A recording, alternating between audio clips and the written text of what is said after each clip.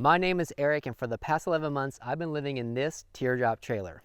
I quit my job to travel around the country for an entire year, which means I don't have disposable income to spend on restaurants every night. So how am I eating on the road?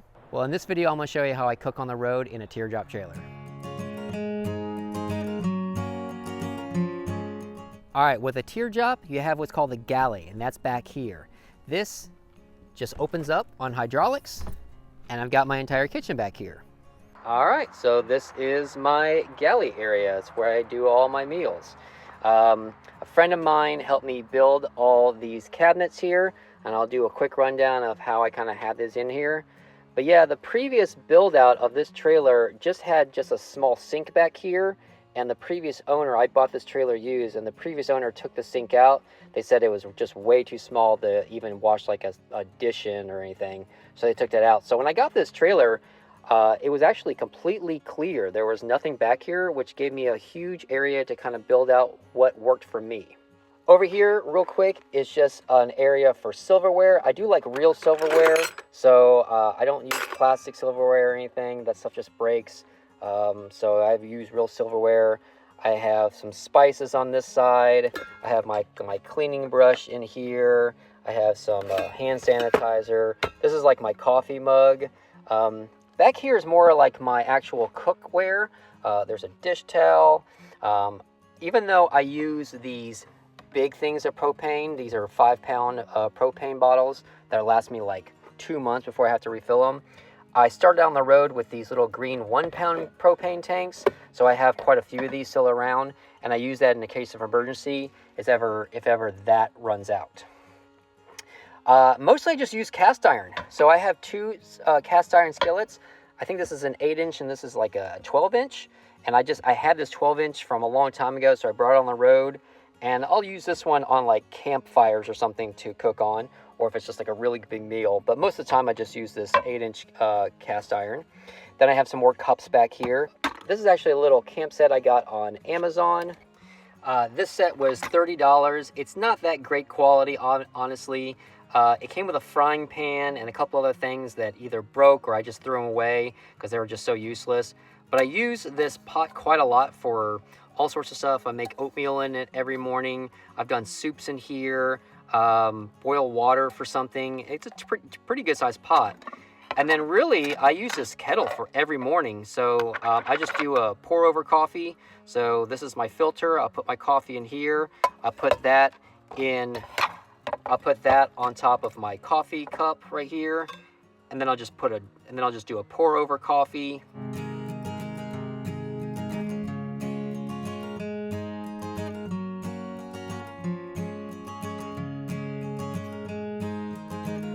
And then over here is mostly just dry goods. I have some dish soap. I have some cleaner. I always clean down the area when I'm done cooking.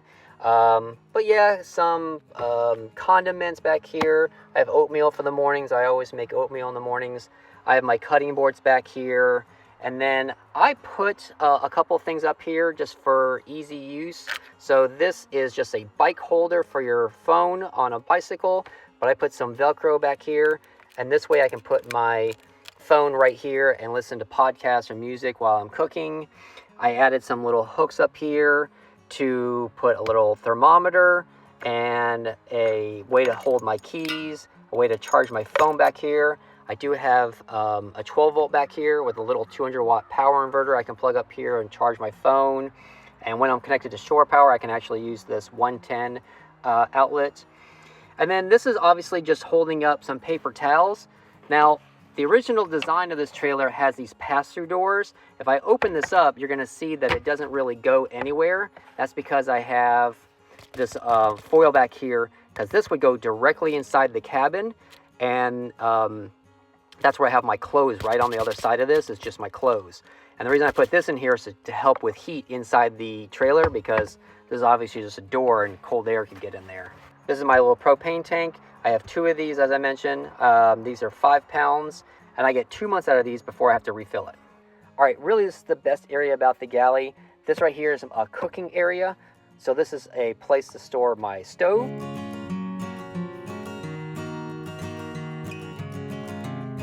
The type of stove I cook on is just this little Coleman green 2-burner stove, and yeah, it works for me. It's just fine.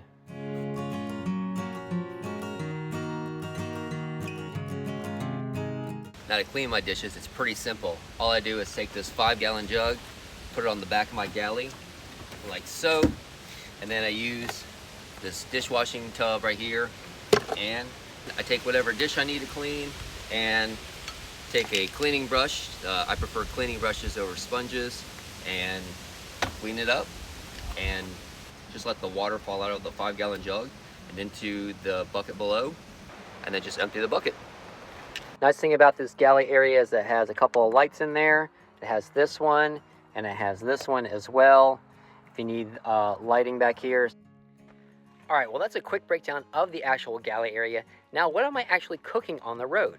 Well, I'm definitely someone who likes more real food. So I cook with real vegetables, real meat. I don't do a lot of those dehydrated meals where you just add water to the bag and whatever's in there heats up with those. I have those and I do occasionally do them. I mostly do them for really, really quick meals, like for a lunch, or if it's really late at night and it's cold and I don't want to stand out here and do a lot of cooking or anything, and I'm not starving, but I need something in my stomach, I'll cook one of those because they're really easy to make, but I'm generally not a big fan of them. So here's a couple of meals I've made on the road just to kind of give you an idea of what all I make. Stir fry with fresh vegetables and cut up pieces of chicken. Chicken Alfredo. Stir fry with pasta. A kale salad with some tomatoes, carrots, mushrooms, and marinated steak. Some pork loin with some green beans and some tomatoes and kale and some onions. Some barbecue brisket with some green beans, carrots, some mushrooms, and some spinach. And a tea. Barbecue pulled pork with some sweet potatoes, squash, spinach, and onion, and a very hot tea.